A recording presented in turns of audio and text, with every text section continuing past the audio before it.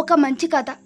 ప్రతి సంవత్సరం ఒక పిల్లవాడిని తల్లిదండ్రులు వేసవి విరామం కోసం అతని అమ్మమ్మ ఇంటికి తీసుకెళ్లేవారు. మళ్ళీ 2 వారాల తర్వాత అదే రైల్లో ఇంటికి తిరిగి వచ్చేవారు. అయితే ఒకరోజు అబ్బాయి తన తల్లిదండ్రులతో ఇలా చెబుతాడు, నేనిప్పుడు పెద్దవాణ్ణయ్యాను, ఈ సంవత్సరం ఒంటరిగా అమ్మమ్మ గారి ఇంటికి వెళ్తాను అని. కొంచెం ఆలోచించిన తర్వాత తల్లిదండ్రులు అంగీకరించారు. తర్వాత రోజు వారు రైల్వే స్టేషన్కి వెళ్ళారు. ట్రైన్ ప్లాట్ఫారం మీద ఉంది. ప్లాట్ఫామ్ మీద ఉండి కిటికీ ద్వారా అతనికి వీడుకోలు చెప్తూ పదే పదే జాగ్రత్తలు చెప్తున్నారు. నాకు తెలుసు, మీరు ఇప్పటికే నాకు చాలాసార్లు చెప్పారు అన్నాడు బాలుడు కొంచెం అసహనంతో. రైలు బయలుదేరబోతుంది. ఇంతలో తండ్రి కొడుకు జోబులో ఏదో పెడుతూ గుసగుసగా, అయ్యా, నీకు అకస్మాత్తుగా ఒంటరిగా లేదా భయంగా అనిపిస్తే ఇది చూడు అన్నాడు. ట్రైన్ బయలుదేరింది. ఇప్పుడు బాలుడు ఒంటరిగా రైల్లో కూర్చున్నాడు. మొదటిసారి తల్లిదండ్రులు లేకుండా అతను కిటికీ గుండా వెళ్లే దృశ్యాలన్నీ చూస్తున్నాడు. అతని చుట్టూ అపరిచితులు హల్చల్ చేస్తున్నారు, శబ్దం చేస్తున్నారు.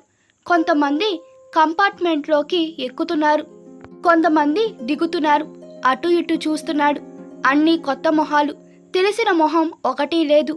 అతను ఒంటరిగా ఉన్నాడు అనే భావన అతనికి వస్తుంది. ఒక వ్యక్తి విచారకరమైన మొహంతో తననే చూస్తున్నాడు. కుర్రాడికి అది మరింత అసౌకర్యంగా ఉంది.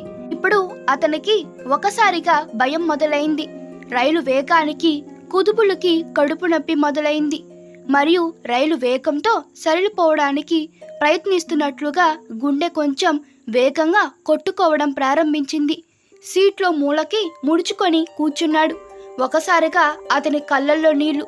ఆ సమయంలో అతనికి తన తండ్రి తన జేబులో ఏదో ఉంచినట్లు గుర్తుకు వచ్చింది. వణుకుతున్న చేతులతో అతను ఆ కాగితాన్ని పట్టుకోవడానికి ప్రయత్నించాడు. అందులో ఇలా ఉంది, భయపడవద్దు, నేను నెక్స్ట్ కంపార్ట్మెంట్లో ఉన్నాను అని.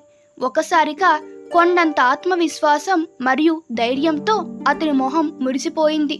గుండె నిండా ధైర్యం. చిరునవ్వుతో తలపైకి ఎత్తుకొని కూర్చున్నాడు. గుండె వేగం తగ్గింది.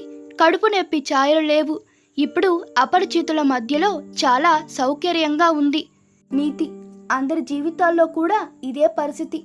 దేవుడు ఈ లోకంలో మనలను పంపించినప్పుడు మనందరి జేబులో కూడా ఒక నోటు ఉంచుతాడు, నేను మీతో ప్రయాణిస్తున్నాను అని. కాబట్టి భయపడకండి, నిరాశ చెందకండి.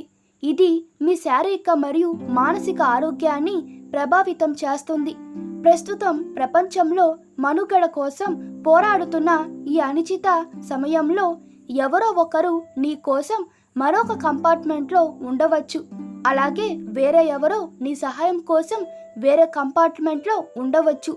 ఆయనను విశ్వసించండి, ఆయనపై నమ్మకం ఉంచండి. మన జీవిత ప్రయాణం అంతా దేవుడు ఎల్లప్పుడూ మనతోనే ఉంటాడు. ఈ కథ మీకు నచ్చినట్లయితే మీ అభిప్రాయాలు కామెంట్ తెలపండి. Please like, share and subscribe to my channel. Thank you.